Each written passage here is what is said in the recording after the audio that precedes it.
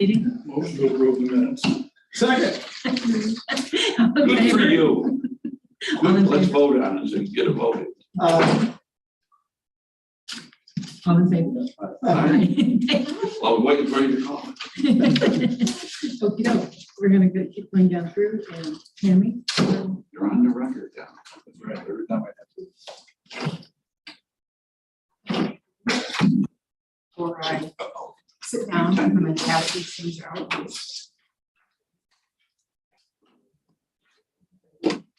I think there's-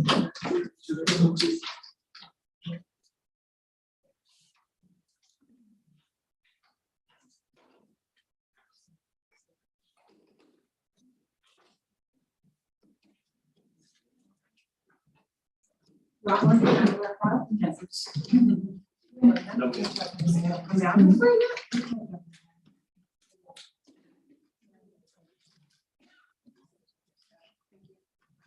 Supervisor Carey wants to visit in town board. There's some extras there to pass down. Thank you. You're welcome.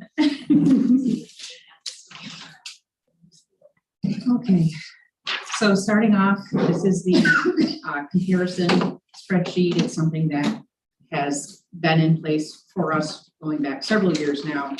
It is the most concise way to be able to take a look at how we're trending for the year and how things stand.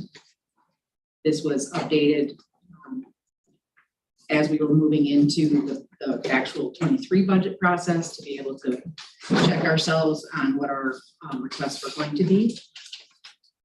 The things that I would like to focus on or bring out for your attention.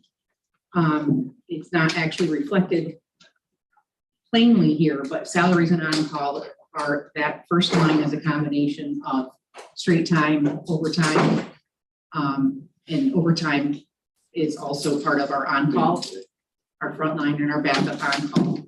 Because we have so many open positions and the breakage when we are filling positions, we also have, we certainly are underspent in our 0.1s, but our overtime is trending very, very high. We are, I think, about 76% spent out already in our overtime category because we are offering overtime to people to be able to catch up with the work because they're having extra high caseloads in the absence of other workers.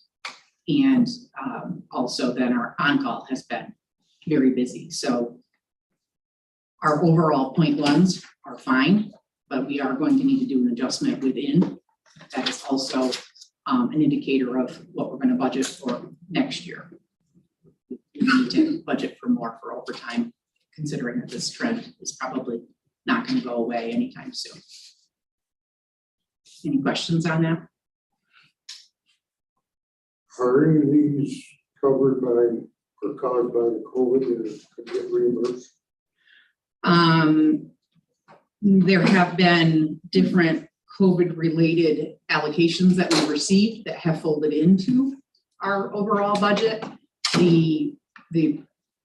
On a grander scale, the turnover that we're experiencing, people leaving the office, the workplace, because they either don't want to have an office-based, primarily office-based job, or because there are so many other jobs available. Yes, that's caused by COVID, you know, that whole aspect, but it is not something that we would be able to claim beyond the funding streams that we already have. Okay, with the salaries and overtime and that would be caused by the COVID? So we do have funding. We overall between the federal government and the state government all of our salaries are covered, again, generally as it applies to all of us at 75%. So that it's a 25% cost to Washington County.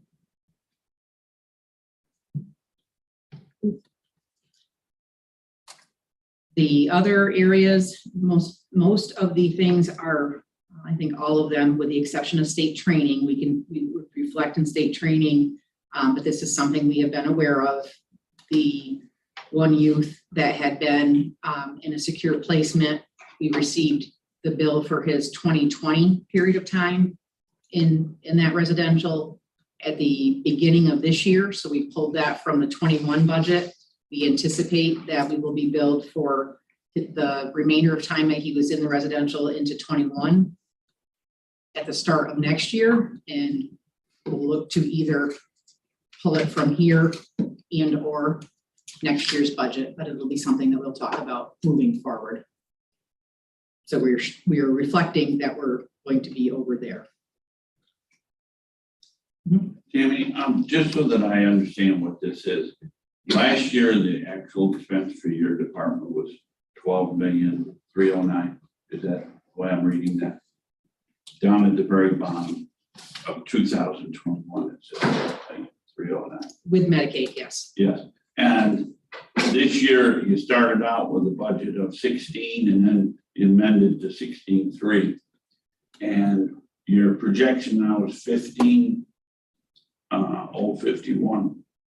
So you did a good job as far as I can see on what your projections, what you thought things were. I mean, you're in the game, which is good. So I did look at that right. So here's my question. It jumped 3 million basically from the last year to this year. And you're talking about trending. Are you expecting it to jump another 3 million next year? No, if you go up above that gray bar line where it says percentage of revenue realized in 21, because of all of that extra COVID funding, we received extraordinarily high revenue. So that artificially reflected us as having a lower cost. Oh, okay. Okay. So we are at this point trending with being a little over 75% for this year. Okay. So it is more That- than anything about that extra revenue that we received last year. Thank you. And again, so the other categories are all trending about where we would expect, but I have very recently seen us really taking a big jump on the number of people that we are providing housing to through our temporary housing assistance. And so that's the hotels and shelters that we are able to use. And that is going to be a balloon moving forward, where I think that the safety net category particularly will be trending high for the rest of this year. That has been a big concern for us. I've talked to you about evictions over the last several months. We are now getting hit by them. It took a long time for them to churn through the court systems. But as I mentioned to Supervisor Cleary yesterday, Monday, I was told we had 10 different households come to us with eviction notices. It was official that they were being evicted. And so of them, we try to work with them about finding other places that they can stay, offer to them that we can pay like a room share or boarding rent for them if they are able to stay with family. We do everything we can to divert them from hotels, but that does still happen. While we then help them find more stable housing. Tammy, well, I hate to ask the question because I really enjoy the numbers. The amended budget, the expenses amended to projected are down 882,000, but there's no reduction in revenue. Is there a chance that we are going to be closer to that 73%? Expenses went down, but revenue didn't. When, I don't know. No, I'm not trying to, I'm just trying to get a handle on in my brain. You know that we have a different accounting supervisor. Understood. And her understanding where we want to be with our revenue, I have told her that our ongoing direction has been, if we expect to receive it, book it there. However, you're right, with the spending being down, it would not seem to be. And I'm not trying to critique your sheet, I'm just trying to wrap my head around. Yeah. Will we This get closer will- to the 73% This will get a whole lot more clear. as the months go on? Yes. Absolutely. Yes. And we're open for 3 more months next year, so Yes. it does. Yes. Okay. This will tighten up and, all Yeah, across. I'm just trying to get a handle as we go into budget season. If you want, we'll spend more money so that we get more revenue. Never mind. Yeah, but you'd almost, The way things are, you're gonna have to spend. We are. money. What do you Yes. want? It's just But it's- automatic. But when I speak about it being safety net, that's not a high revenue Right. category. Right. In the meantime, that's also a domino effect, where if you don't spend the money up front, you're gonna spend it down the road, because you still gotta buy something. It's for school, you're gonna transport them. All that adds into the number somewhere in the county budget. And people's lives. Any other questions before we move on?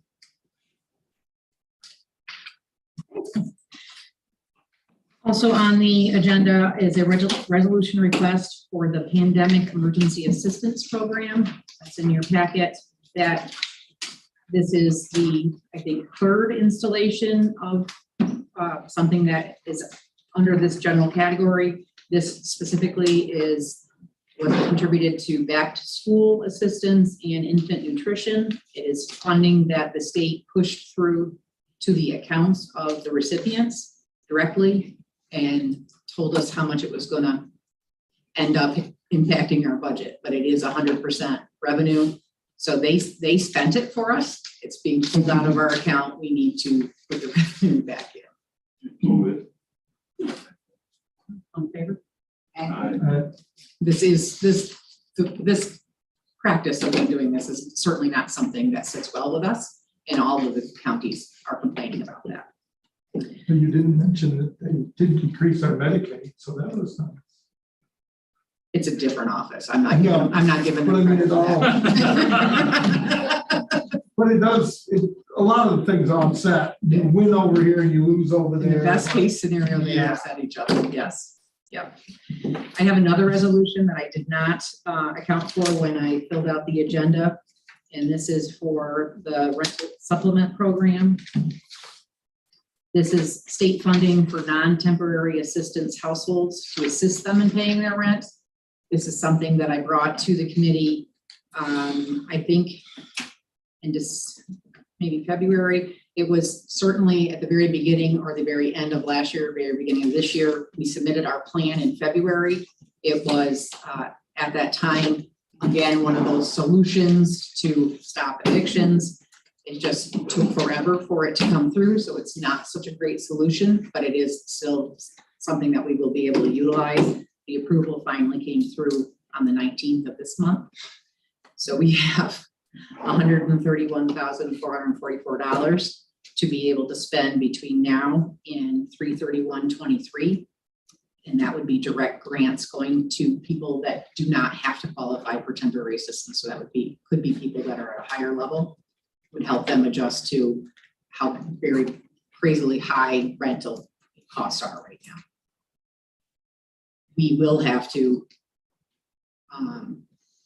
modify the number of grants that we give out this year, because we will get the same amount next year and we'll have 12 months to use it then. So it is funding that's available. It's all state money, but it is a little precarious in the way the timing comes through.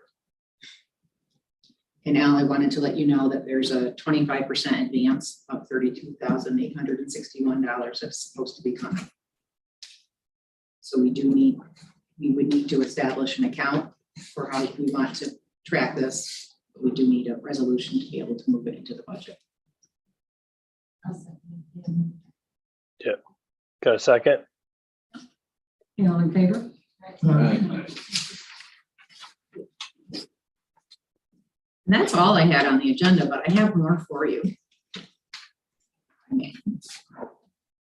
This, I decided a proper heading would be approaching desperate times, wanting to avoid desperate measures. So I wanted to be able to fill you in.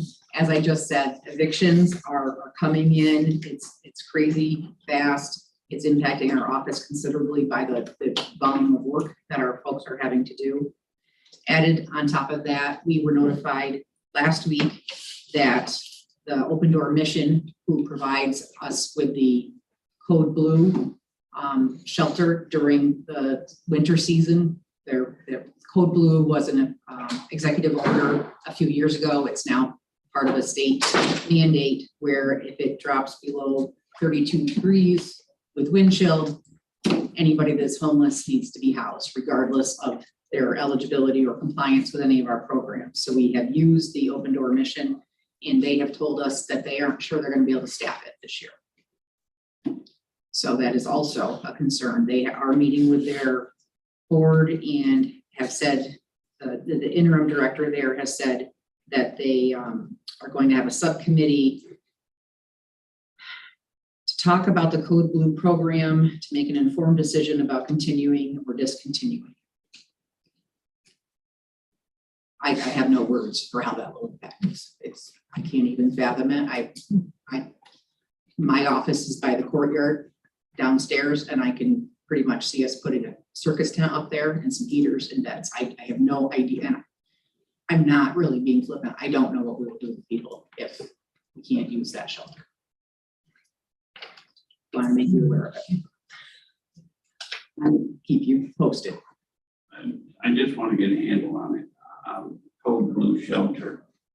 Who uses it? Just Washington County, or isn't there a bigger area that actually uses it? It's going to impact more than us. Yes, Warren County DSS and our people are certainly communicating and advocating for the fact that they need to keep this open. We have said, because the budget is something that we've already submitted to the state, but it is something that we could amend. And so we have asked them to let us know if they need to increase their costs to be able to recruit people. And then we could amend our budget plans to, tell them whatever you need, let us know, because it's something that we are mandated to provide. So the issue is they can't recruit people, not just budget Yes. people. Yep. The same thing that we're seeing everywhere. Can they recruit the people that stay there? Maybe. No, I think sometimes they do. Yeah. I think sometimes they do, and I think if they all take care of each other, it's not a bad thing either. It's You have to. Right, no, I understand. I'm sure there are requirements for them for clearances to be able to be employees as well. That maybe some of their people that stay there would not be able to clear through. But it's a statewide program, and it has to be on a bus route, right? There's all sorts of deals about how that's set up, right? Accessibility. Yeah, you have to be, I think there has to be public transportation to it and all that. You're talking about licensing requirements to run a shelter? To have Operate the a Code shelter? Blue has to be somewhere where, No. I thought they had that. We just have to be able to have someplace. Some counties have warming centers. That would be another option to look at. But it does, there is no requirement of that nature. However, it's certainly easier to get somebody there when they need to if it's on a bus line. You're not starting out someplace where there's also a bus line. It doesn't matter. Right. We're just our responsibility yet. We have to make sure that there is a shelter, right? But are we responsible to get people there, provide transportation if there is? Yes. And is that the end of it? Do we have to transport them back to wherever they were the next morning? No. Interesting. We just have to keep them safe from the elements. Do you have some when you transport them there? Do they stay there then and not leave? To the best of my knowledge, yes. Interesting. Sometimes some can't wait to get out.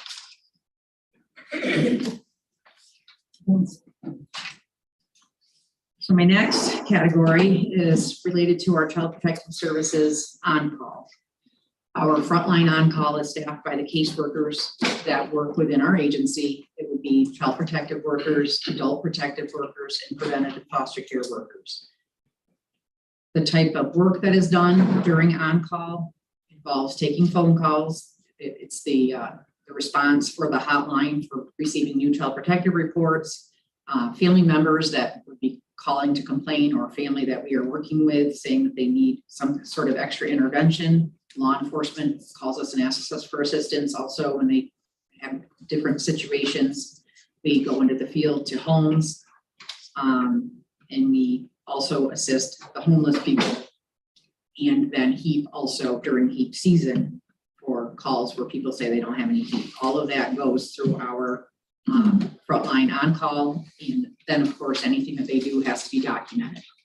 We have, just like everything else that we're doing during the day, after hours has become incredibly complex. It's overburdening these folks. When they have a weekend, they almost have to take the next day off. They are so exhausted.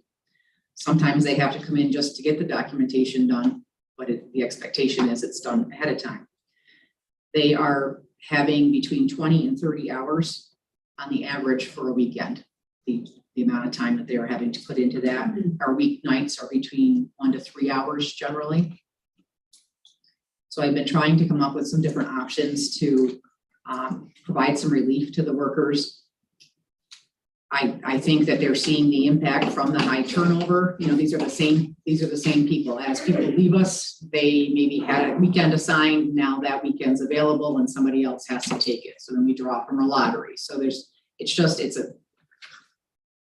ongoing level of stress for all of them, and a very high concern for me as it relates to them being able to do their jobs and do them well, but also for us to retain them and not have more turnover.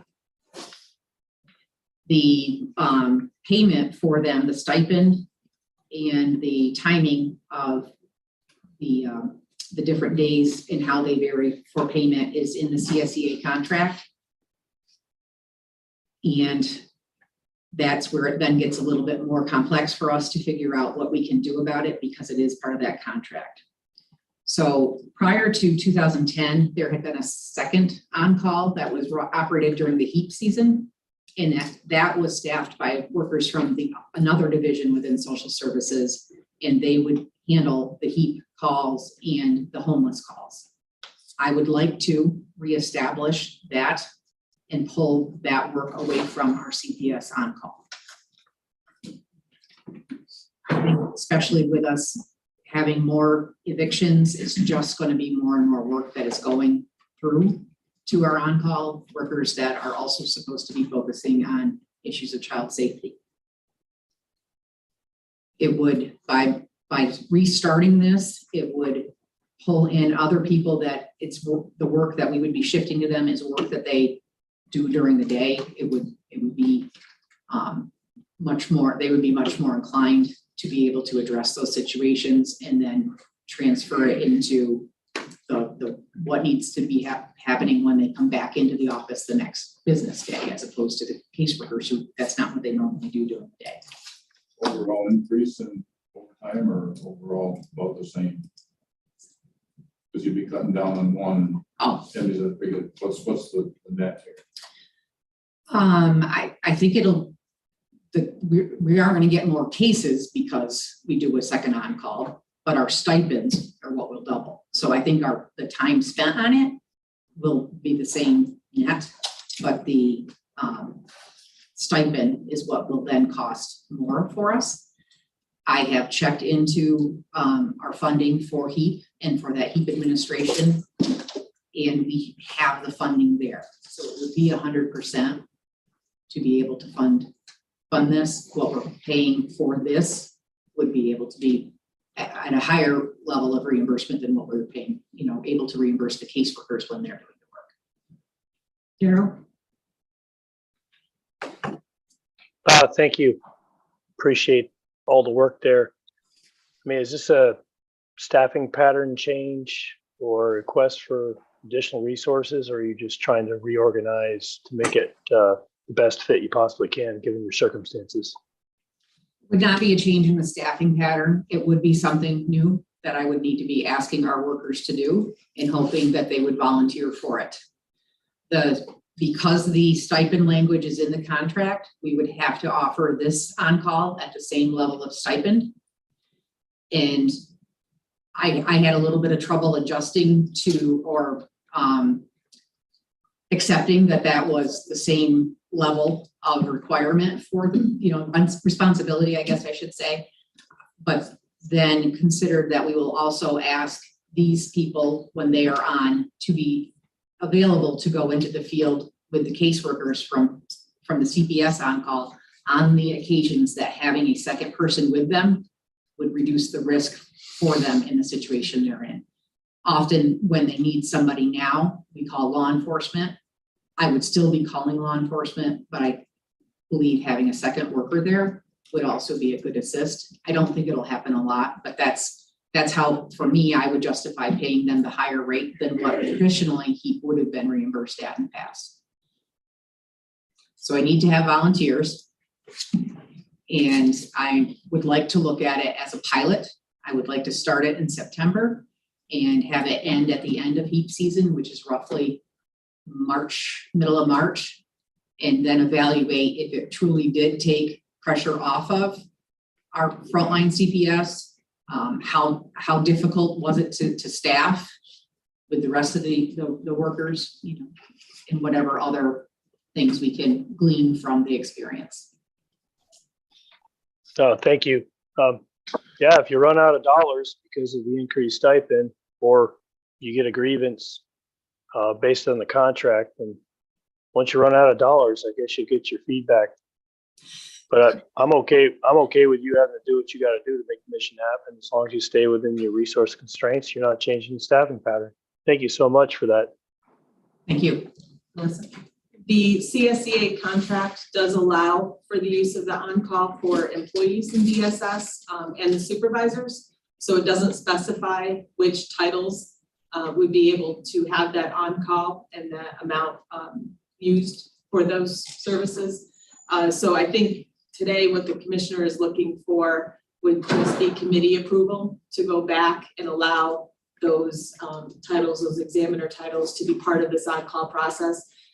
The union contract already allows for it. I think just whatever process happened in 2009 that changed that process for her.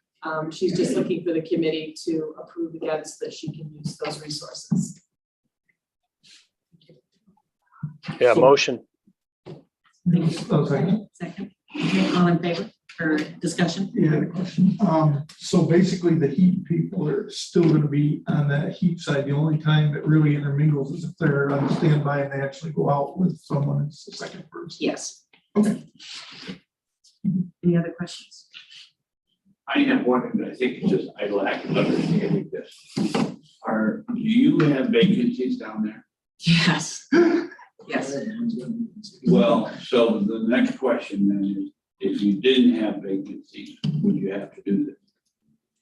It would be there would be less pressure on the workers that are doing the frontline CPS on-call.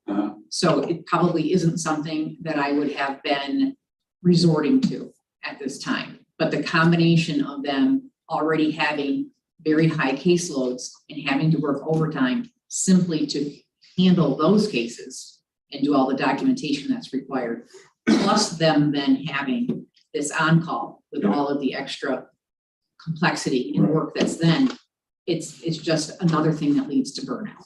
Oh, burnout, I understand. So I'm just trying to understand it.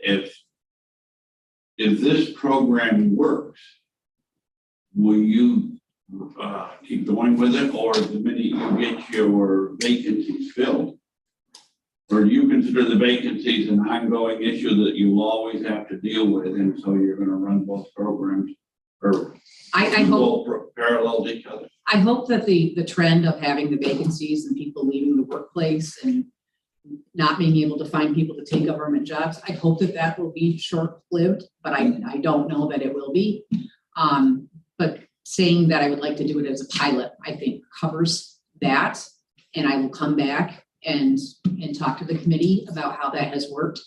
The sensibility for me in ending it at the end of heat season is because that's what it had been in the past. When they had this second on-call in the past, it strictly was about heat season. And in the absence of, the rest of the year, those calls did go to our frontline child protective. When does heat season end in the spring? Like, so, The state, probably the federal government sets the date. and so you'll report back at the end of when the heat season. I expect somewhere in the middle of March to be when it ends. And money will run out at some point too. Yes, although HEAP has almost become a year-round because they do the cooling component in the summer. They do the repair and replacement of furnaces also through the rest of the year. So they have been providing more funding to us for administration than what they were when we eliminated this before. Any other questions? I want to thank Commissioner for reviewing all of this, because between retention, hiring, stress, loads, the amount of homelessness that is going up, that's not going to go away, because rental costs have gone higher too. And so people can't afford to get apartments. Thank you for looking at your department and trying to figure out who gets a magic wand. Huh? Yeah, thank you. I hope that my people will appreciate it as much as you do. I do. I'm gonna work on the way I frame it, I'll tell you that. It'll take me a little while to drop that memo. I would like to end on a couple of good notes. So sharing with you, you've all heard about the HEAP ARPA money, the $368,952 that we worked a plan to spend. We have been able to purchase and impact several things here throughout the county building, anything that I could relate to assisting us in our administration of HEAP. And I took a pretty high level view at that. So we have actually been able to receive or invoice for the full amount of that grant. We've been able to fully utilize it and stay within it as well.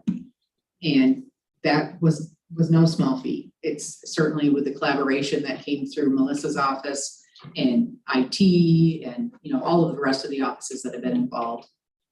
Debbie, I think, touched this somewhere along the way in looking at some of the things for the large upstairs conference room as well. So I think it was fantastic for us to be able to utilize those funds that way and to be able to benefit the county on a larger scale.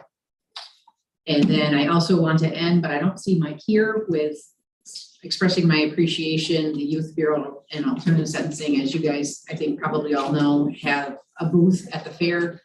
We did not want to commit to the staffing requirements for actual booth just for ourselves, but we utilize space there with them to be able to recruit for foster parents. We also had some flyers there for hiring for the positions that we have so many vacancies in.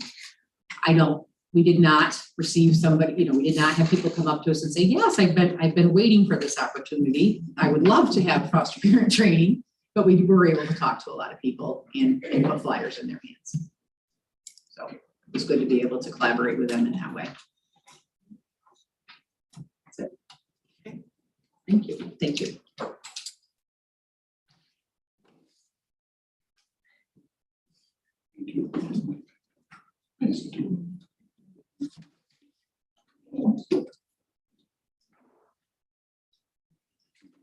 Morning, everyone.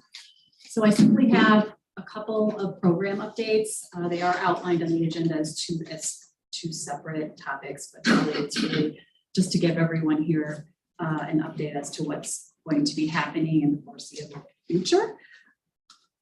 As many of you may know, Medicare open enrollment is fastly approaching, and that period is from October 15th to December 7th. What we've done in the past, and we hope to replicate it again in 2022, is to have a health and wellness fall festival. This event is truly focused around educating and assisting the public in choosing Medicare plans that best meet their needs. At the festival, we invite all the Medicare providers, and it gives the opportunity for the community members to speak directly to the Medicare providers about what plan is best for them. So this year we hope to have the event on October 7th at the Kingsbury Firehouse. Make it a full day. We have several health and wellness presentations that take place. We invite several health-focused agencies to also join us. We invite vendors, local vendors, to sell products. We also offer the opportunity for individuals to receive several different vaccines to include flu and pneumonia. And of course, we always offer a grab-and-go style meal. The piece to this that I want to bring to your attention is that we are looking to partner with WCKM Radio like we have in the past. They provide us with advertising and they also do an on-site live broadcast. So we do have it in our 2022 budget for this. So if you hear about that, let us know. If you have any questions around it, please. The other event that I put on the agenda is the Office for Aging public hearing. Again, something that we will need to advertise. This is a requirement through the New York State Office for Aging. Every local office for aging is required to do a public hearing in a manner that they feel is best. The purpose of the hearing is to gather public feedback around Office for Aging programs and services. In the past, I have completed my public hearing. Sorry, I'm getting distracted. I've completed the public hearing at the Senior Council Luncheon, which usually brings in, could be a couple hundred individuals. I'd like to replicate that again this year. I did have the opportunity to meet with the Senior Council last week, and they are excited to move forward with having a luncheon, which is again, it's something that my office will work with them and help coordinate. So at this point, we're looking to have the public hearing and the Senior Council luncheon on October 20th at the American Legion in Hudson Falls. That's all that I have. Any questions? Thank you very much. Thank you.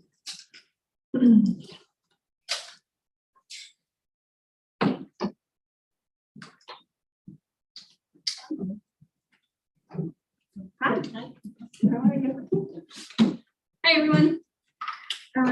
First thing I have is permission to accept the funding for our child passenger safety grant. It's $15,700. Any questions? All in favor? Second. Just for clarity. The second item I have is a software request. It's really just a change in the software we have. Currently, we use Medit software for clinical documentation and our billing for our immunizations and our home visits. Right now, we have a fax server, which come January is going to be obsolete and won't be supported at that point. We would like to move to cloud faxing, which would be, it's 29 cents a page, would cost us about $25 a month to move to that. So we would have to amend our contract for that. So I just was looking for permission to do that, to move forward with the cloud faxing. And we have talked it over with IT as well. Yeah, Madam Chair, so moved. We have a second? Any questions? All in Yeah, favor? one question. Is IT, is everybody comfortable with the technology upgrade in terms of the system? Are you Yeah. comfortable with that? Terry's shaking her head, yes. Yes. Sarah, that you can't see. She's over here in the corner. Excellent. Thank you.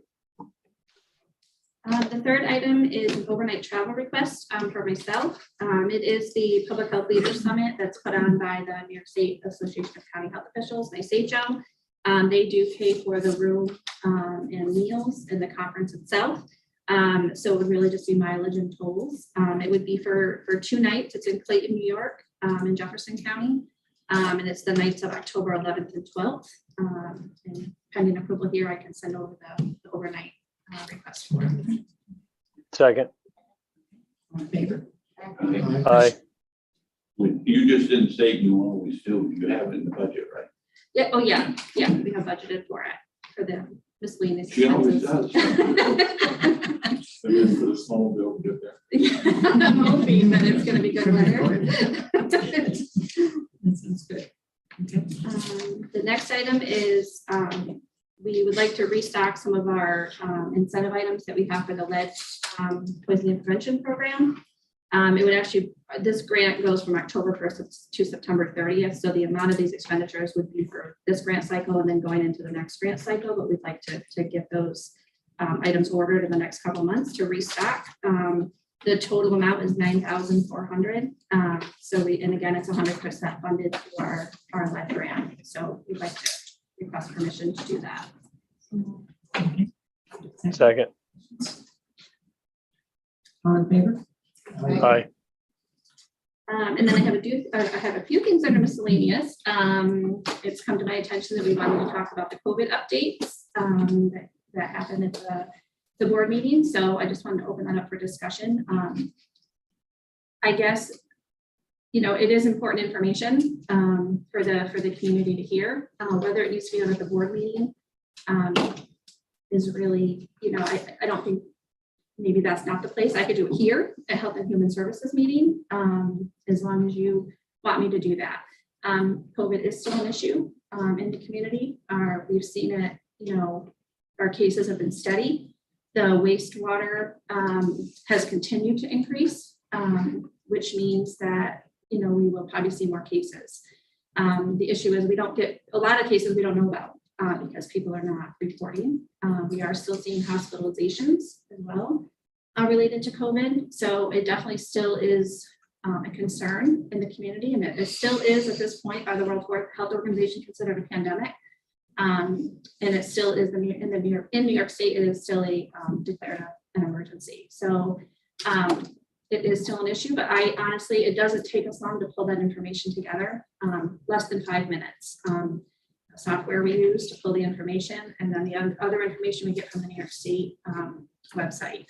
And we will continue to put that on our county website as well. So if people want the information there, they can get it. And we do, when that does not get updated, we do get calls on that. People looking for that information. So people are still, looking for it. I wish Dana Half was here. She was talking about it, and I didn't want to debate it on the floor, but I kind of like having it at the board meeting for a couple of reasons. Number one, that's theoretically where there would be more of the public available, and number two, we had the press, so I guess reported that way. I agree with seeing it on the floor of the board meeting in the main meeting. That's just, I think it's valuable information for the public. I think that's the way it gets out.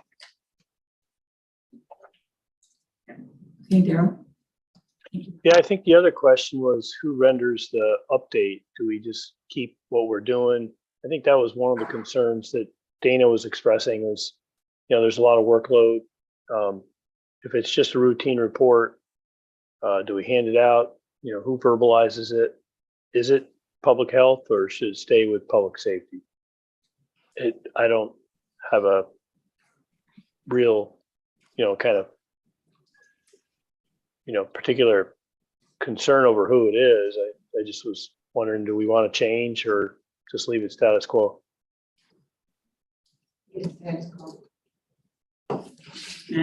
Just my opinion, from a governance standpoint, it's the chairman's call.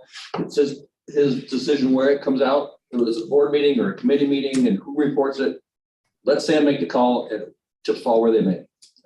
I think from a governance standpoint, that's the easiest way. Right. Yeah, I was trying to echo that, but I think what Tina just said, that the information's readily available. I know Dan mentioned yesterday that he likes the way Tim presents it. And I think that, well, as long as it's still considered a pandemic, probably the main board meeting is a place to hear. Maybe it can be more concise or something. I think it's where we should hear it. And I think the public has gotten used to knowing where to go for the information if they need it. I mean, I had 7 walk in yesterday looking for test kits. And so it goes up and down, and they want to know where to get the information. It's available for the supervisors. One in the scenario, you go to public safety on Facebook, and the updates are there. So the information's out there. If it's not out there, then it's going to be left to all of us to tell people what's happening. And it's not as much information as there was because they don't report as much anymore, so. And I think status quo. So, Would someone make a motion here that says leave it the way it is so that it doesn't have to be debated on the floor at the board meeting? That it come out of committee to leave it status quo, or come out of committee to leave it with the chairman? So we don't have to have that question asked or the statements made at the board meeting. so Dan, is that a motion? No, I'm gonna vote no on it, but I like it. I'll make the motion, Madam Chair. But I'm willing to go with the flow. I just. I'll Madam voice my Chair. opinion, but I'm not opposed to it. What I'm opposed to is what occurs there at the board meeting. Daryl? Yeah, Madam Chair, I'd like to make a motion to leave that decision or to move that decision to the chairman of the board as to how the board is updated and who provides that update. Thank you. Thank you. Nancy seconds.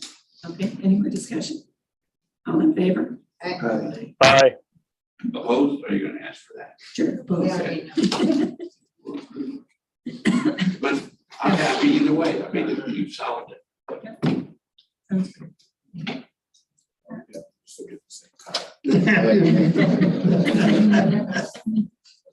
The second item is we'd like to request a permission to have an RN or an intern join us at Public Health. She is from the Greenwich area, Vanessa Gagny, and she is working on her RN to BSN right now. So she had reached out and was interested in doing an internship with us. So Elisa would be her direct mentor for that program. And again, it is for her to receive her college credit through SUNY Polytechnic is where she is. So moved. Second. Any questions? All in favor? Yep. Aye. I have one question. So you're going to recruit her to join us on the team once she gets certified as an LPN? We hope so. That's the goal. One step at a time. All right. I consider it an internship failure if you can't recruit her on it. That's a pressure. One question, Daryl. Remember that one's a little funny for next The next thing I wanted to bring up, we did complete our community health survey at the fair, which was a great success. It's also online. Today is for anybody that's a resident of Washington County. So if anybody wants to take that survey, it is for all community members to take. Today's the last day that it's open. So just wanted to let you all know that if you haven't had a chance to do that survey yet, and it's right on our website. So that's out there. And I think that is all I have. For those of you who stopped by and see this at the fair, thank you. It was a great success. The kids loved the dinosaurs. So it was a big hit. We got a lot of, it's a great way for us to reach the community. So any other questions, concerns for me? Tina, I did see adults. We got some pictures of adults too. It wasn't just kids, or maybe kids. Right. Thank you. Thank you. Great job. Yes, thank you.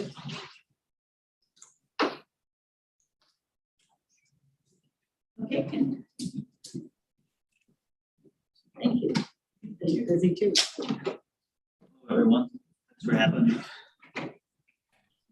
Just wanted to bring to everyone's attention, the committee here, anyone who's a veteran, any veterans or spouses of veterans or family members of veterans, especially their dependents, families. Maybe what everybody's been seeing kind of in the news lately, or commercials or advertisements. And that's the passing of the Sergeant First Class Keith Robinson, honoring our promise to address Comprehensive Toxics Act, or the PACT Act. So I wanted to just highlight a few of the things that the PACT Act kind of brings to veterans and families as far as benefits. So first and foremost, it expands and extends eligibility for VA healthcare for veterans with toxic exposures and veterans of the Vietnam, Gulf War, and post 9/11 eras. It adds more than 20 new presumptive conditions for burn pits and other toxic exposures. Adds more presumptive exposure locations for Agent Orange and radiation. It requires the VA to provide a toxic exposure screening to every veteran enrolled in VA healthcare, which is also going to help them improve their research, the staff education, and treatment related to these toxic exposures. So they're, of course, encouraging any veterans or survivors of veterans to file claims and apply now for these PACT Act related benefits. And this law change is perhaps the largest healthcare benefit expansion in VA history. So, yes. So with that, I just wanted to expand on each one of those presumptives. So for the Gulf War era post 9/11 veterans, they added 20 more presumptive conditions related to burn pits and other toxic exposures. They started early in, late in 22 by adding the sinusitis, rhinitis, and asthma presumptive conditions. So we started processing claims for veterans for those conditions as of now.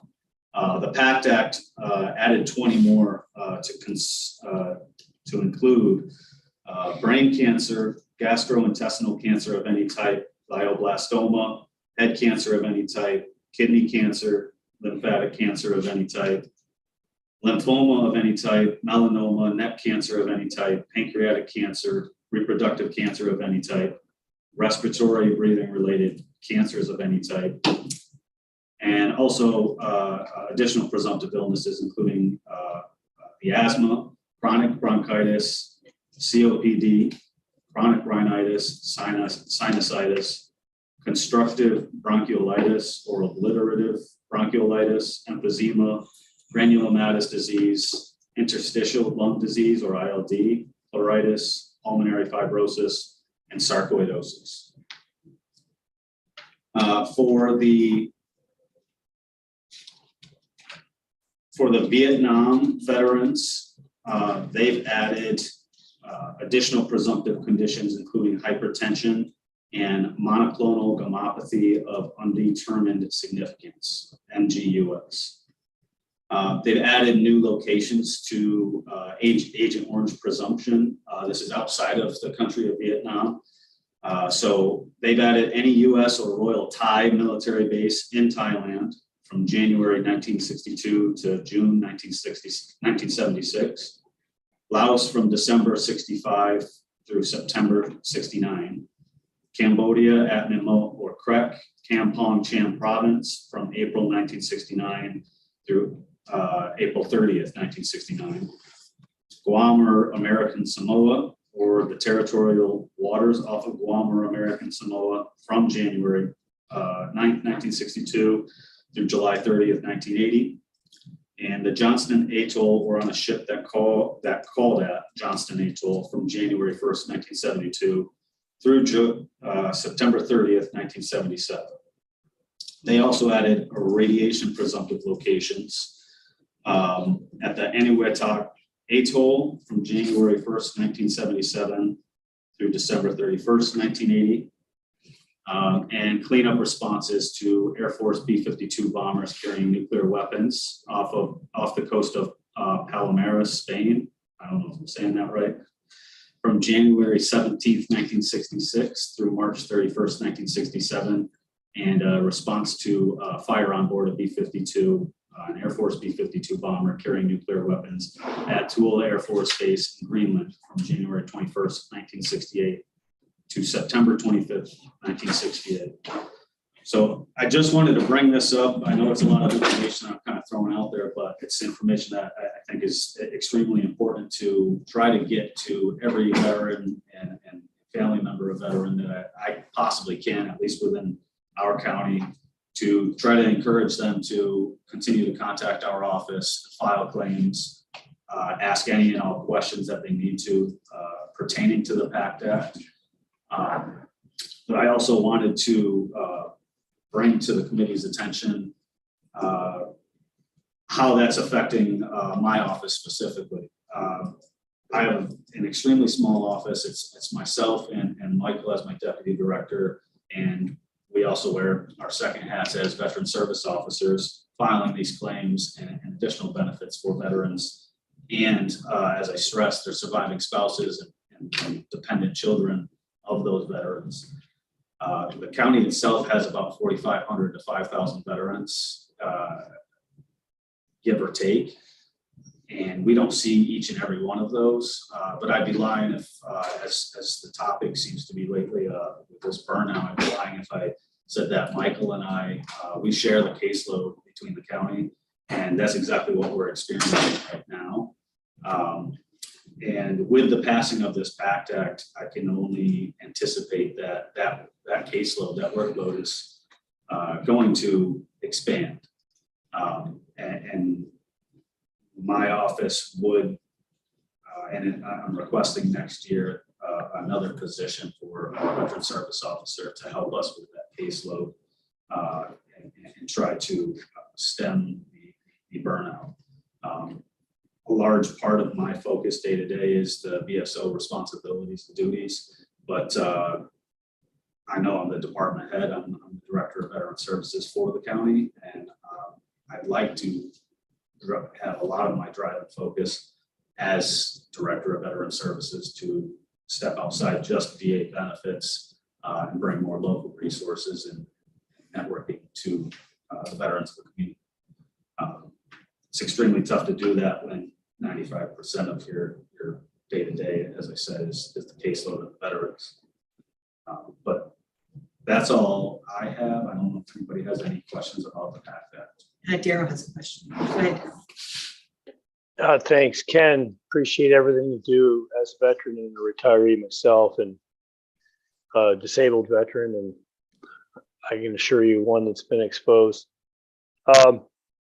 So Ken brings up a good point on caseload. It could be, kind of that surge just processing through as more people become eligible, but what goes beyond that too, we need to consider perhaps the position might be for a year or two just to get through that surge.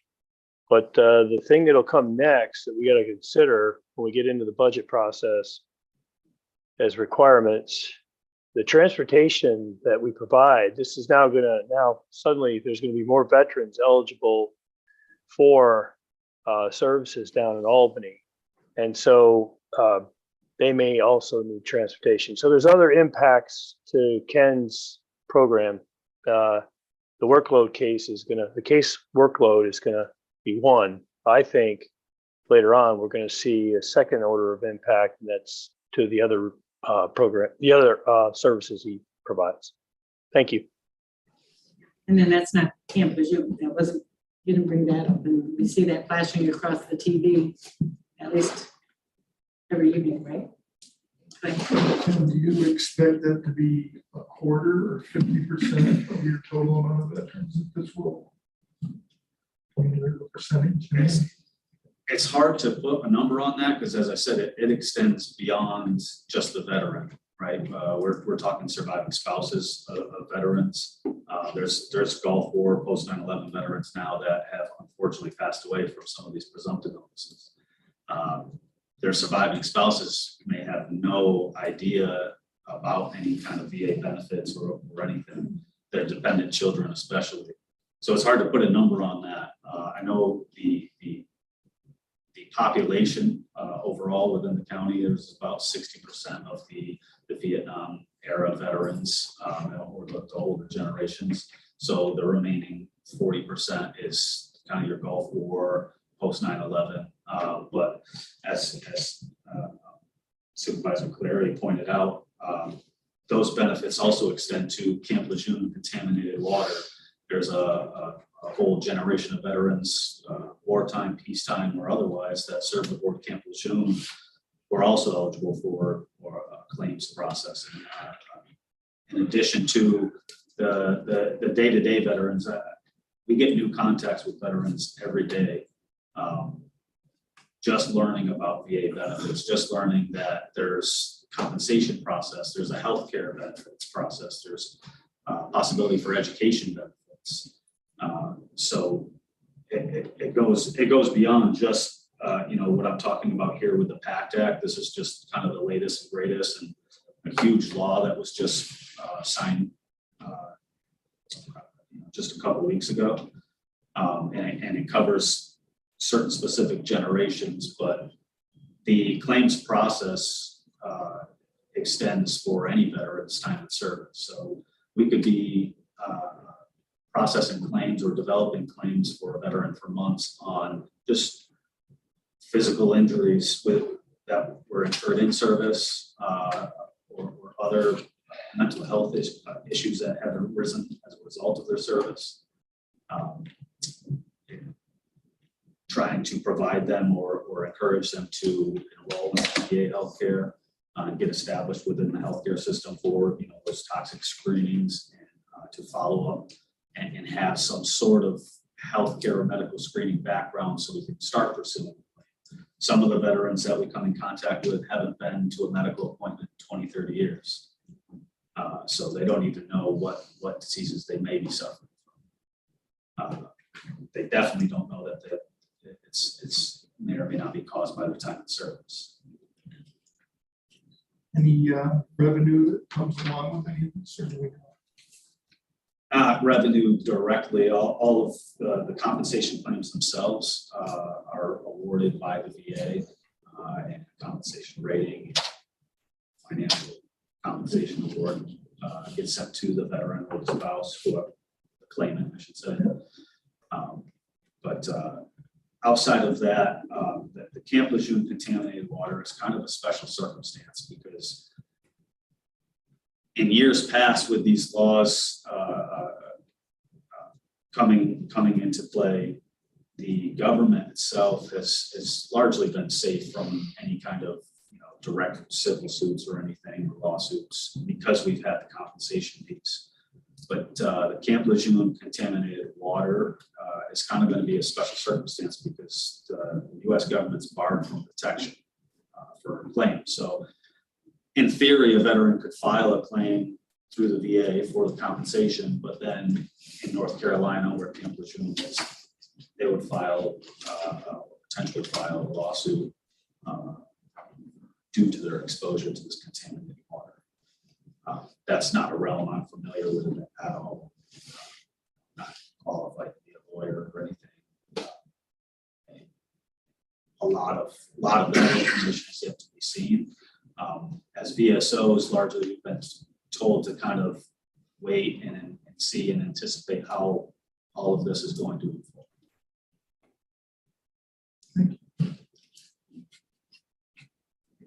Any more questions? Sam? Yes, Chairwoman, I would just like to point out, and I think it's worth bringing up at this point in time, that just because Ken works on an initial claim for a veteran, it doesn't mean that down the road, he's not going to have another claim for that veteran. So let's take Agent Orange as an example. So the veteran comes in and he may have some type of a cancer that's related to Agent Orange. So Ken files the claim. 3-4 years down the road, he may come in now with diabetes. And that's a presumptive condition for Agent Orange. So that's another claim that he has to follow up on and file.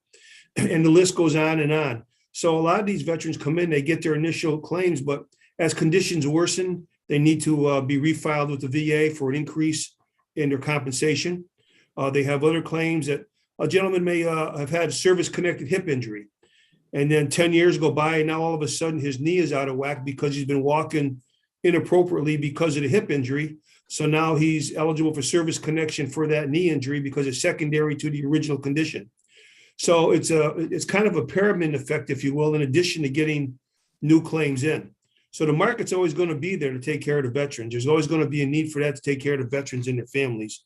It's a question of how well we can staff it so that it can be done in a timely manner so that veterans get their benefits before they die. And that's just the way of life, unfortunately. And some of these conditions don't surface to the point where they're compensable from the VA until later on in life. And, the whole medical system for the VA is changing as well. I know Daryl alluded to what we have down at the VA in Albany. But currently, I just came back from training by Vietnam Veterans of America here back 3 weeks ago now, I guess it was. But the VA is actually moving away from the VA model at the hospitals, and they're going to be going more to community-based services.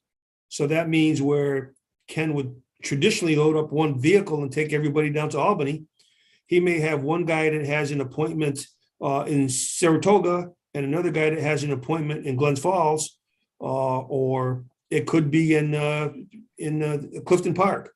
So you could have more than one vehicle needing to go in more than one direction.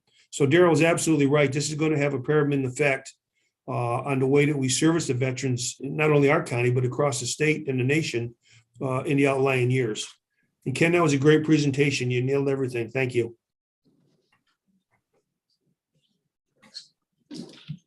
Hey, Ken, if a veteran wants to file a claim, do they have to go through you?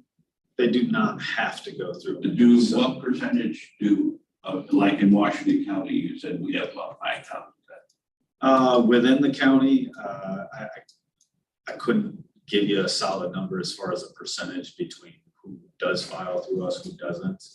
I try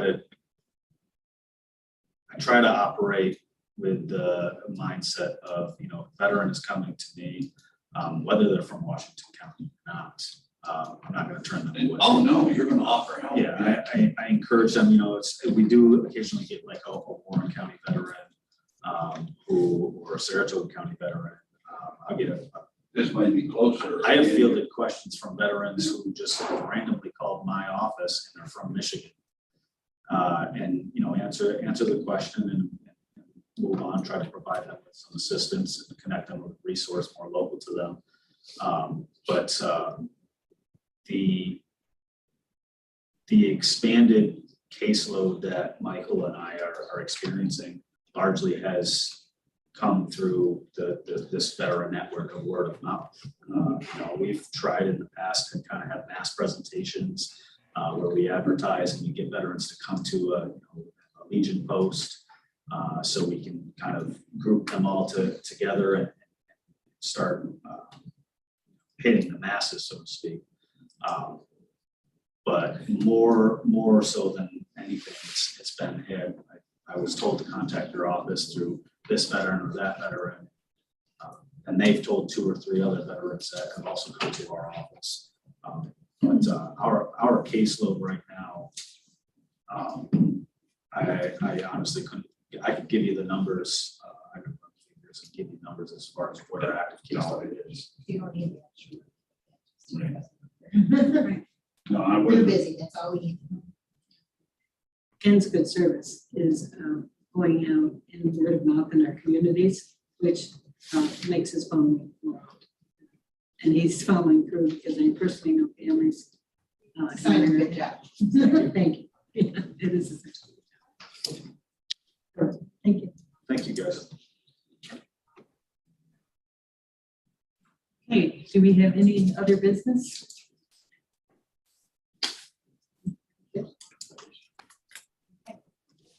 So we're adjourned.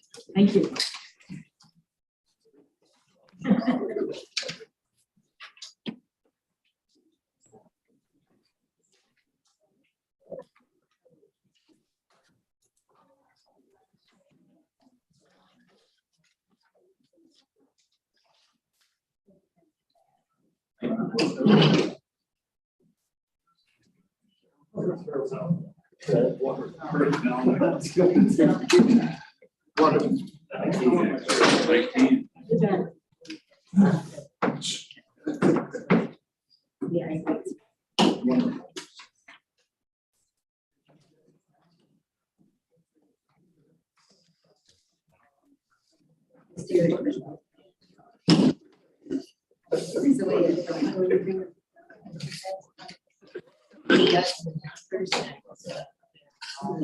I don't know. Must be something about weight. That's weight, Carolyn. I don't know.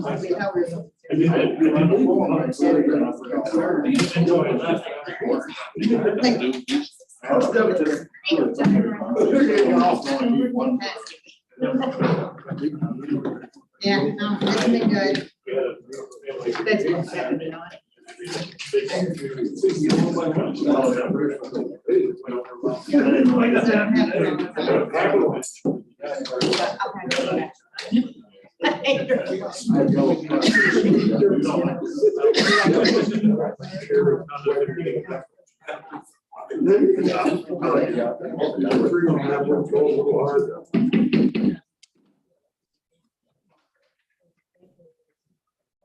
Call the IT meeting to order. Y'all set that? Yes. Okay. First order of business, need a motion to accept the minutes of July 19, 2022 as been. Jim, second by Cassie. Any further discussions, omissions, corrections? All in favor of adopting? Aye. Opposed? Carried. Roger, Cybersecurity, you should have received your cybersecurity report for this month. Statistics, things to talk about this month. Karen did go to the my staff meeting in Baltimore and did finally make it back after some adventures in transportation, which everybody seems to be experiencing these days as they try to go from place to place. Helping out, probably one of the more significant things we're doing is helping out some of our local municipalities and some of their issues and problems.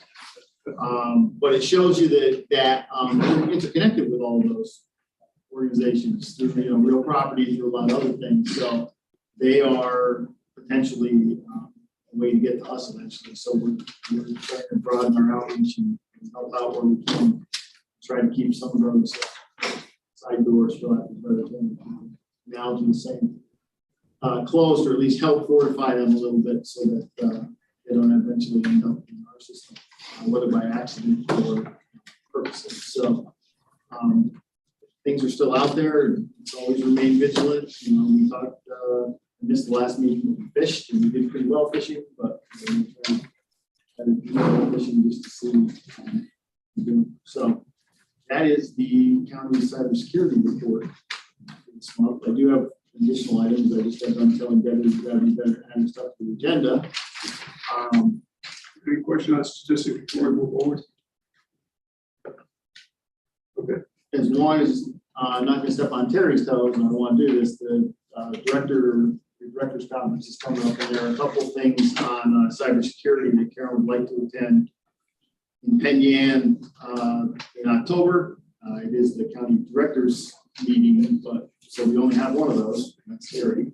But Karen would like to go, and if Terry's okay with that, and the committee would like to authorize $100 in the budget to go from the 12th to the 14th of October. Okay, with you, Jared? Yeah, I think it's great. Cassie, go to second by any further discussion? All in favor? Carried.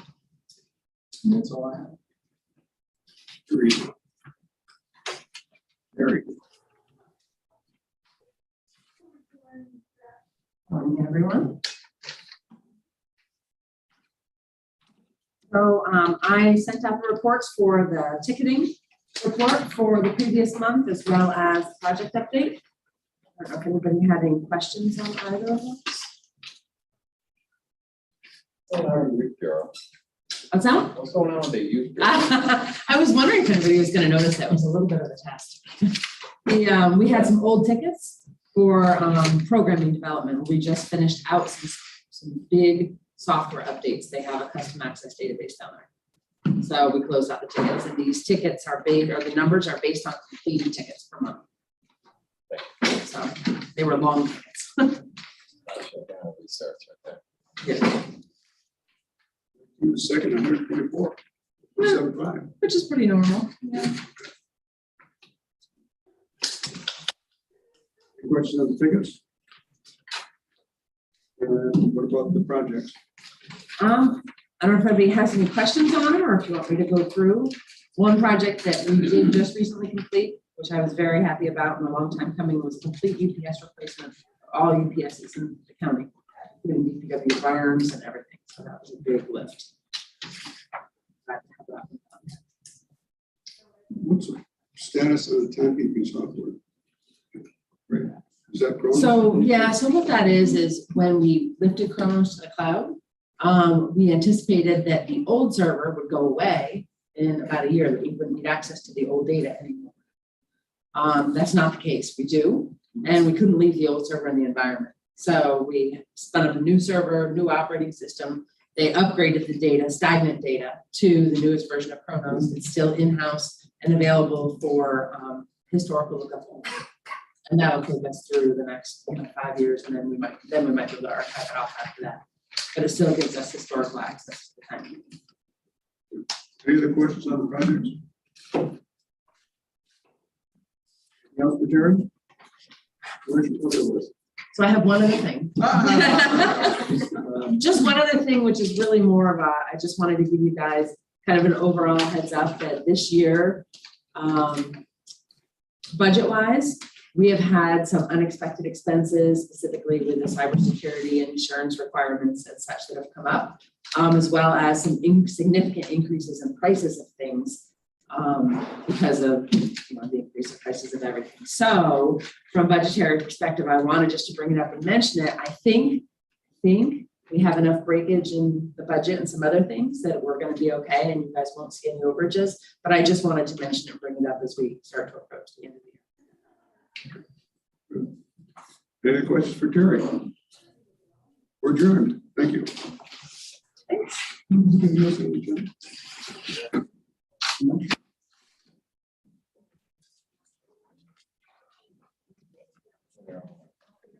See it every time. Oh, yeah. Legal chair,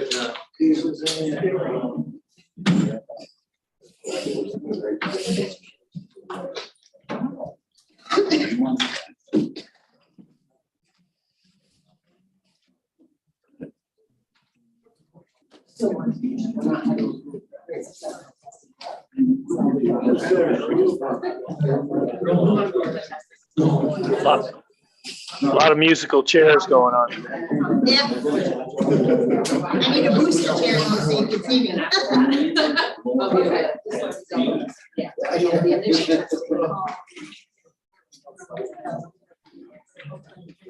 Thank you.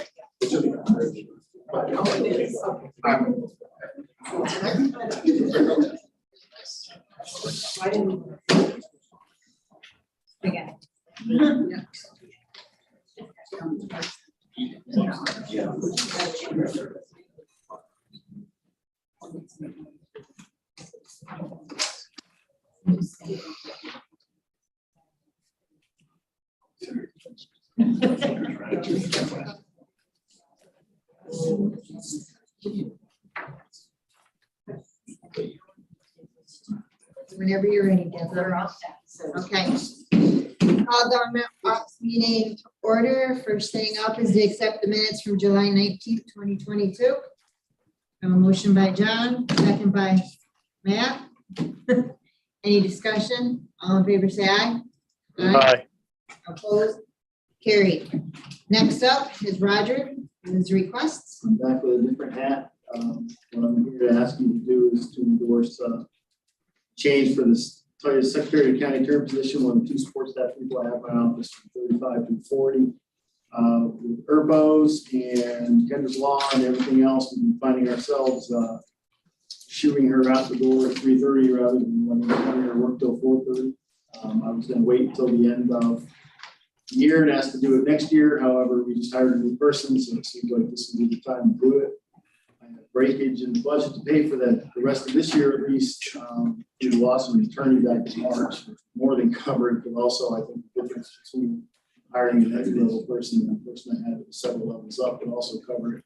It's about $2,000 for the rest of the year. I also found out one of the reasons I lost the person that left is because, well, one more point is the rest of the county is pretty much working 40. Like DSS is working 40. I work for DSS.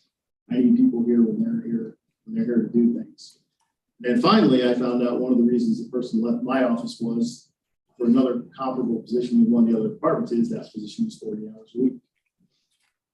Yeah, it's about $6,200 a year more than most. Then I discovered, not having, I guess, paid attention or not having asked, that almost all of the other secretary to the whatever positions are on 40 hours a week. Just minding my computers on. Who is the person? Moved by Matt, seconded by Dave. Any further discussion? All in favor, say aye. Aye. Stephanie, opposed, carried. Stephanie?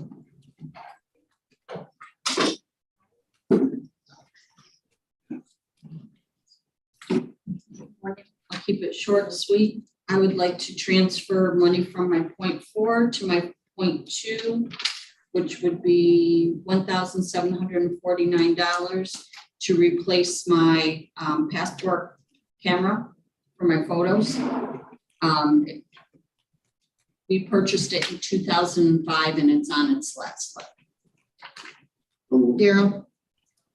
Yeah, Al in there? Al, any issues? Any issues, Al? Oh, you know if there was. He's all good.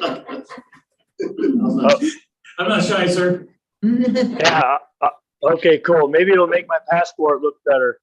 Second, that motion. That filter's a lot more money. Did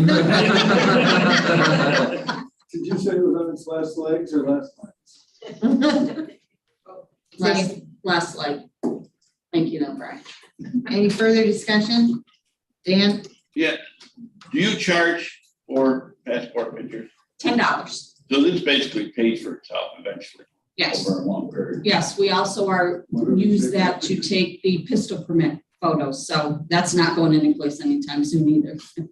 Now, the other question I have is for that amount of money, what do you do with the old camera? That must be on the list, right? It's over a X number of dollars. Yes. Do you have to declare surplus and put it in an auction, or is it working? I will, well, I'm just curious. I mean, it's working, but barely. right, so But what- I will check with Sue and upstairs before I do anything with the camera. but you're gonna get rid of it, right? We don't. Yes. Right, okay. Yeah, it's not it. All in favor, say aye. Aye. Opposed, carried. Thank you, ma'am. Thank you. Matt?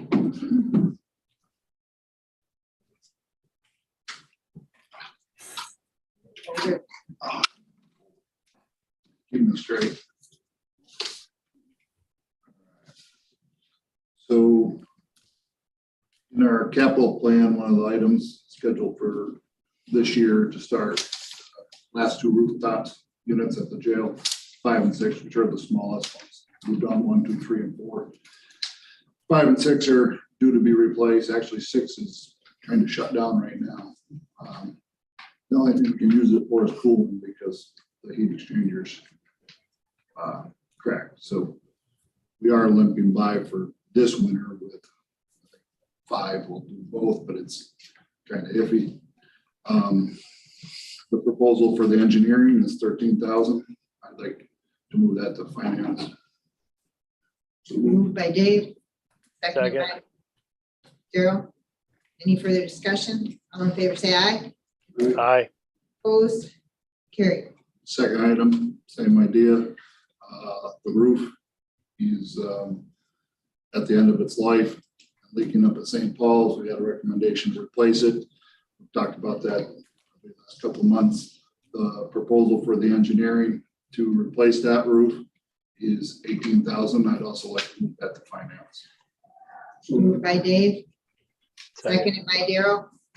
Any further questions? All in favor, say aye. Aye. Opposed, carried. Item 3 is to start creating the budget lines for the Fort Ann and Middle Falls projects within the capital project. So right now, we have Labella, who we've already okayed, and we're getting ready to finish the contract up or finish reviewing it. We would need a line to start paying the bills for them out of.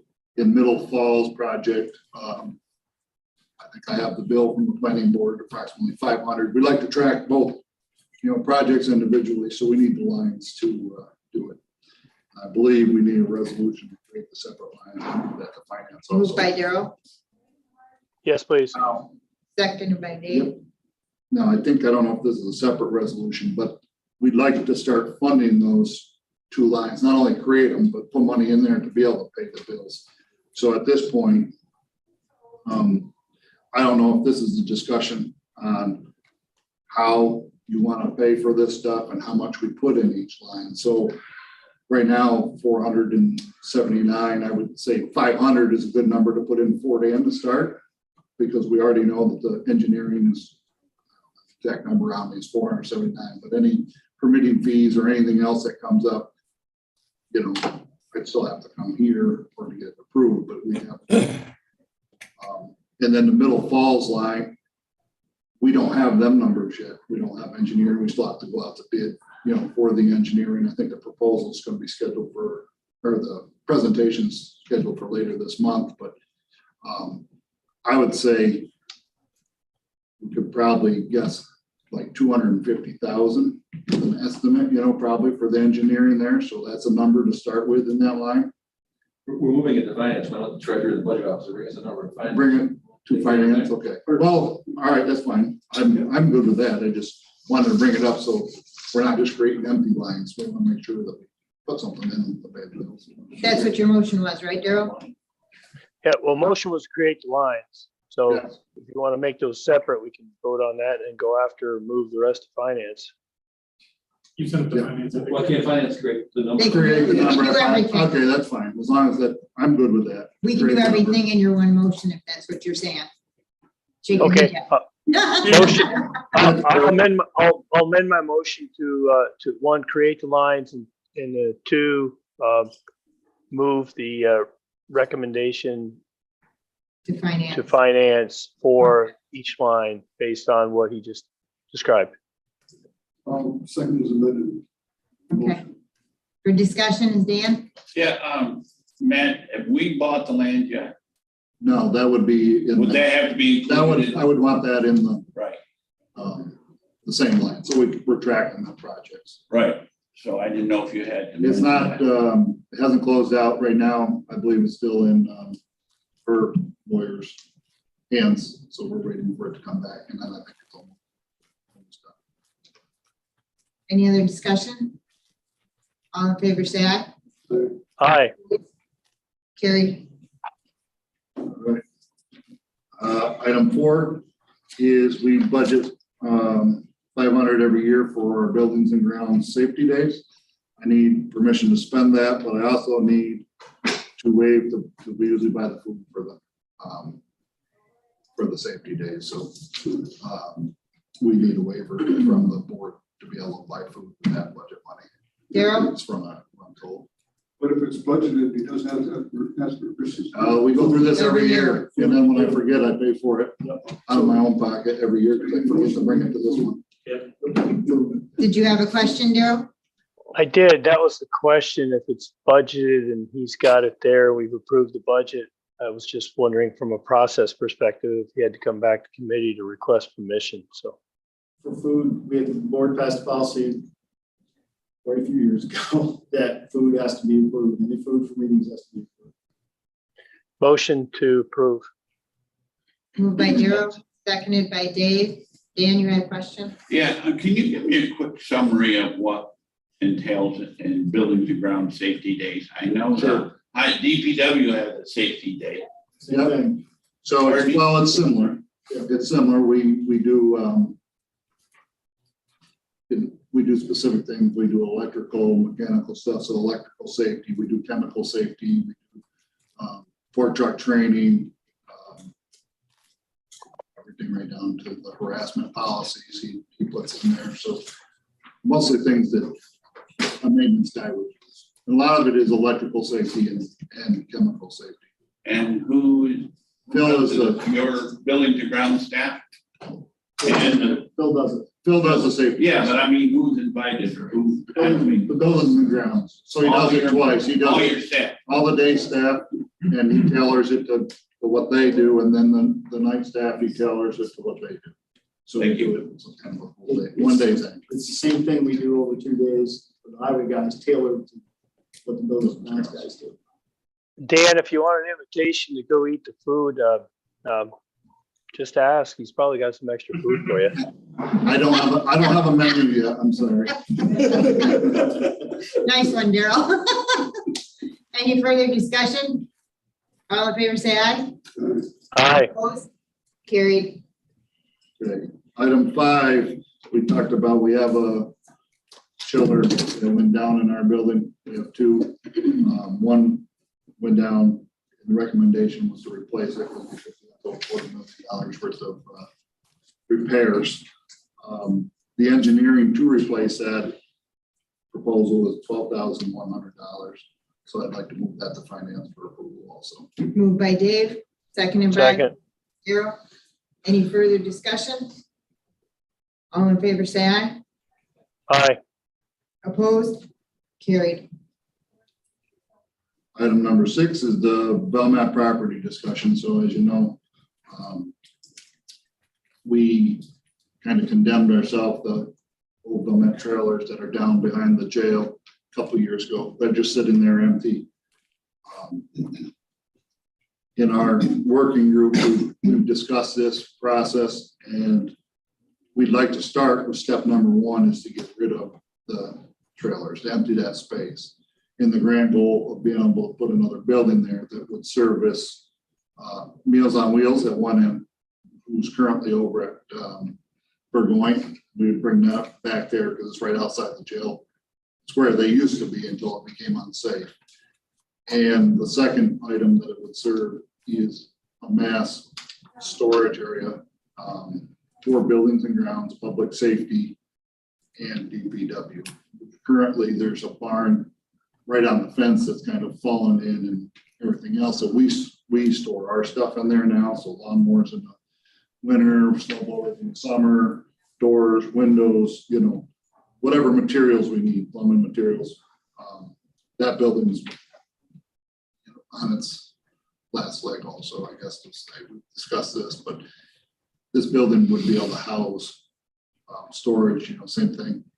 In a bigger picture, you know, it would give us room to put stuff if we ever did anything up in the front, where the car wash is, where the horse barns are, where some of these old buildings are. So the first step, I'd like to start going out to, you know, get some estimates on what it's going to cost to demo the trailer. We already did the hazmat survey, which is a legal thing that we have to do for the county anytime we demolition anything. So that's already done. I have that paperwork. Based on the recommendation of the working group? Yes. Daryl, did you have a question? Yeah, I was gonna say, clean her up within the limits of your budget. When you run out of money, I guess, we'll ask for volunteers.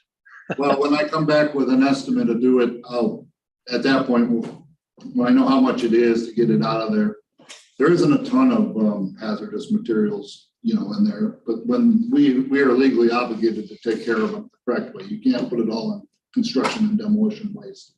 If there's asbestos, if there's other stuff, you have to get rid of that, abate that first, and then they can go to construction and demolition. Yeah, Madam Chair, motion to go out and seek an estimate on the cleanup costs. Moved by Daryl, seconded by John and Dave. Any further discussion? Al? And just for clarification, this is on the 5-year capital plan, and it will be a cost in the capital plan, capital project, just so that. All in favor, say aye. Aye. Aye. Opposed? Carried. That's what I have this month. Thank you. Got one more question before he gets up. Actually, yep. So yesterday, it's a safety thing. Yesterday, I went in the building. The guys were doing great work. The guys and gals, the team, working on the lights. Yep, super. And the only issue is, you know, the stairwell was dark. I know there's a little window there, just a little slot, you know, for safety, so you don't open the door on somebody. But because it was dark, I couldn't see the fact that the employee, the team member, was out, you know, working from heights, had a ladder set up and everything like that with a replacement light for the stairwell. So when I opened the door, you know, I kind of bumped into the ladder. So something to consider when working on the other side of a doorway or something like that is put a safety sign out, people working on the other side or something like that. So nobody inadvertently goes through the door, and it, potentially could have been worse had I been more aggressive with my door and perhaps knocked the individual off the ladder. The individual wasn't on the ladder, right? So it was, it was just a near miss, something to consider going in the future. Thank you. Did you have your safety vest on when you came through the door? I did have my safety Okay, good. vest on. Then you went to the Buildings and Ground Safety Days last year and you're all prepared. Yeah. Yeah. Thank you. How was the food? I decided you want to go later. Good. All right, thank you, Matt. Last up, Melissa. Well, on the agenda, we have others that, straggle in, unprepared. So Supervisor Wilson's comments actually is a great segue into my first request. We have a contract with Benetech for workers' comp, third-party administration that is due to expire. They came back with a 2% increase for workers' comp administration for the next 3 years. And for the disability services, which they also administer, a 2% increase for the next 3 years. Obviously, Benetech works well with the county. The treasurer has a lot of conversations, I believe, with Benetech, as I have in the personnel office, and county admin does now as well. We've always been happy with their services. So what I am requesting is a waiver to procurement policy so that we can renew the contract with Benetech for another 3 years. Moved by Matt, second by Dave. We have a question? John? Is that 2% probably every year, 2%? It's 2% in 2023, 24, and 25 for workers' comp. When was the last time we went out to bid for this? We never have. The procurement policy, from what I understand, was created in 2018, and we had Benetech at that time. So we never have gone out for an RFP for those services. Since the procurement policy, but since I've been here, we have several times. Right. We've had EBS Remsco, we've had other companies, but the pool of candidates now is extremely small. Extremely small. I'm not saying it's zero, but it's very small. Dan?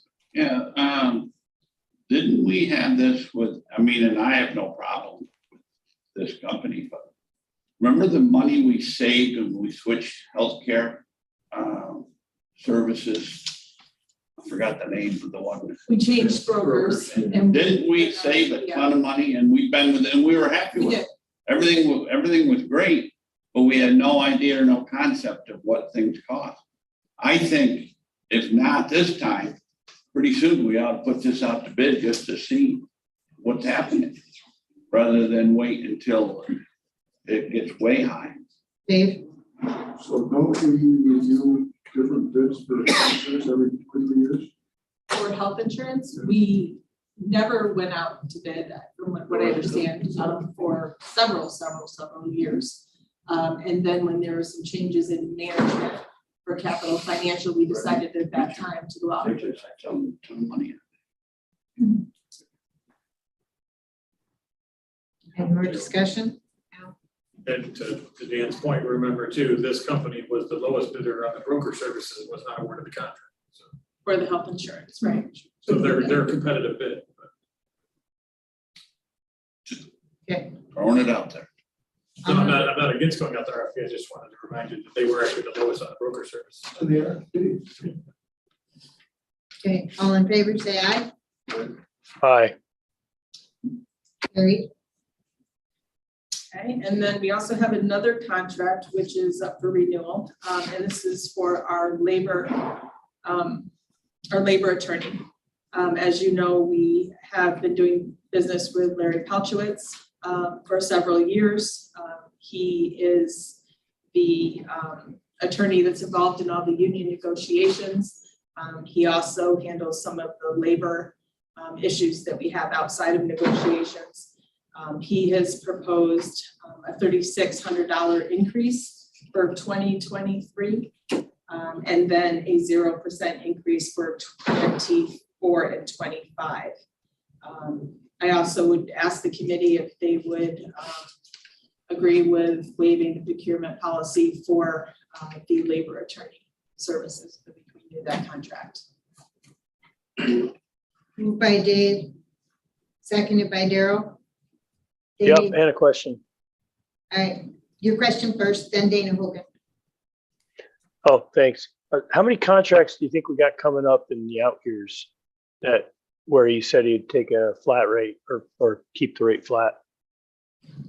Well, we just negotiated 4. We have one coming up, that'll be PVA, that'll start the end of this year. And then we are good for, I think, 2 years before we have another. I don't know when UPSU is due. Okay, we're trying to stagger them out a little bit after this past year.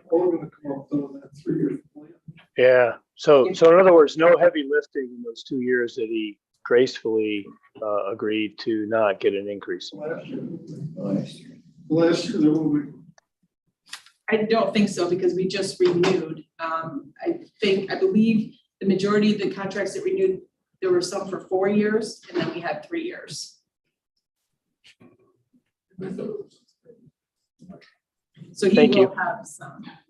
Dana Hogan. This $3,600 increase, what's this percentage increase over what he's paid now?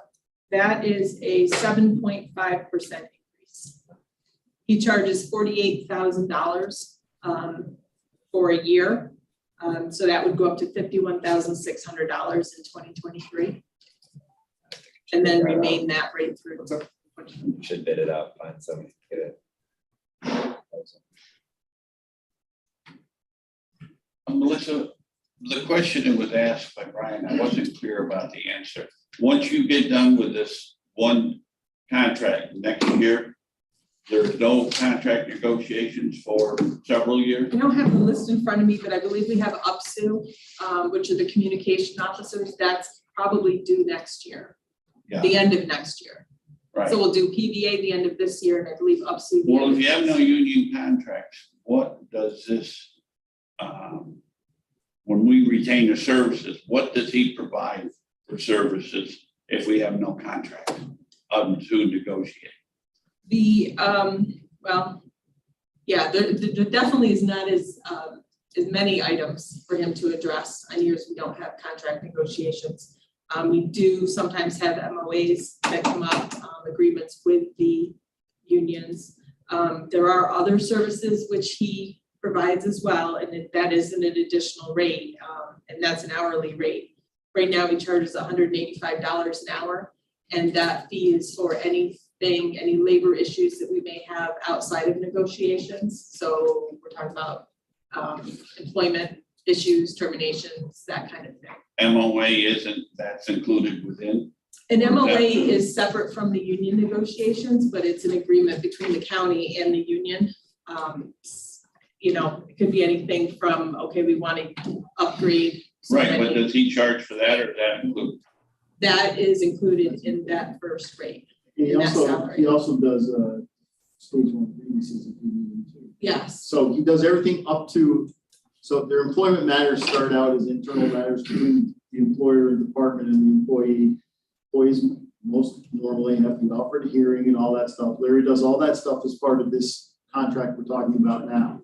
If it gets litigated in like an Article 78 or something like that, and I can't do it, Larry then charges that hourly rate to do that.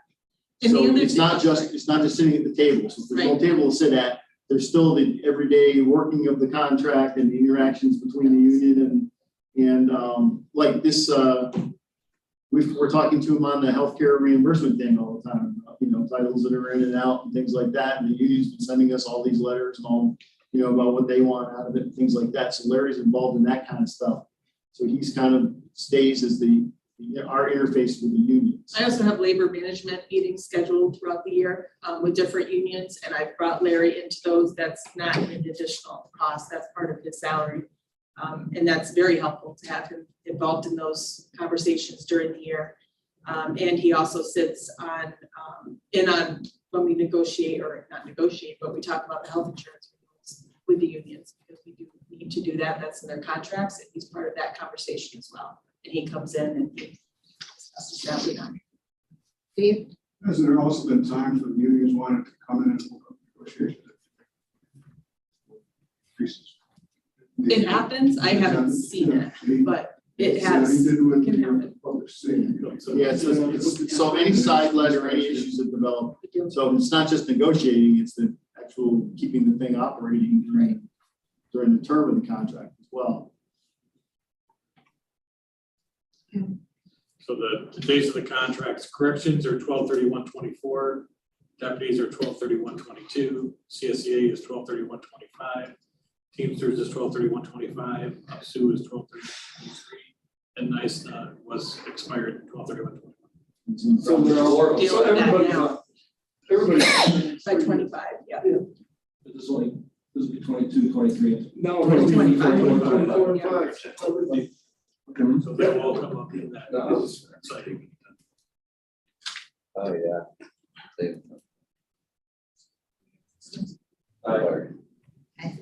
All in favor, say aye. Opposed? Okay. Yeah, carried. I said it anyway. You made me double check, because you always hide in the corner, I wasn't sure. Thank you, that's all. Okay, other business, Maura.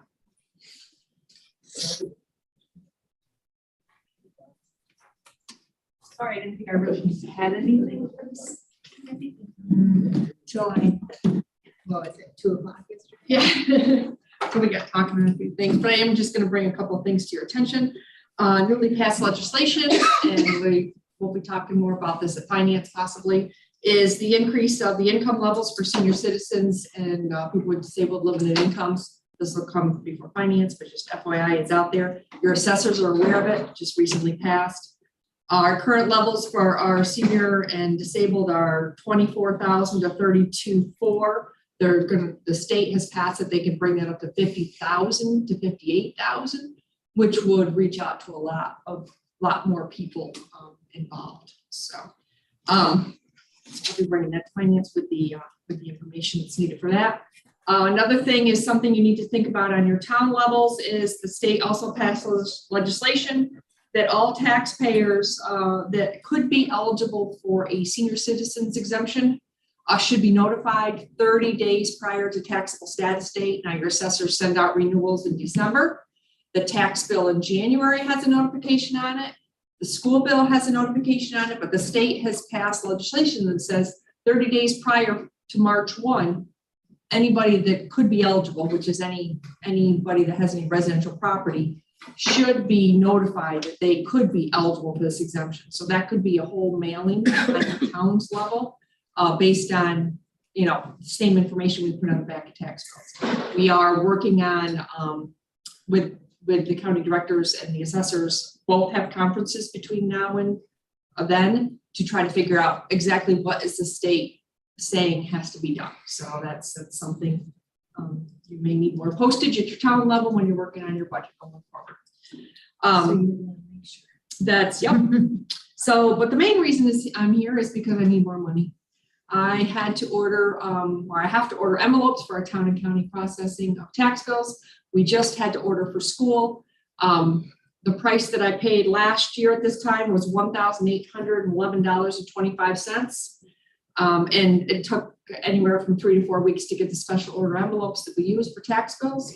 That price has now gone up to $6,000, and it takes about 2.5 to 3 months to get the envelopes in. Yep. Last year, my invoice was 1,000. It's the same vendor, same envelope. Yep. And we can go out to other vendors, but the shortage of time, and this was discussed at our department head meeting on getting any kind of paper products,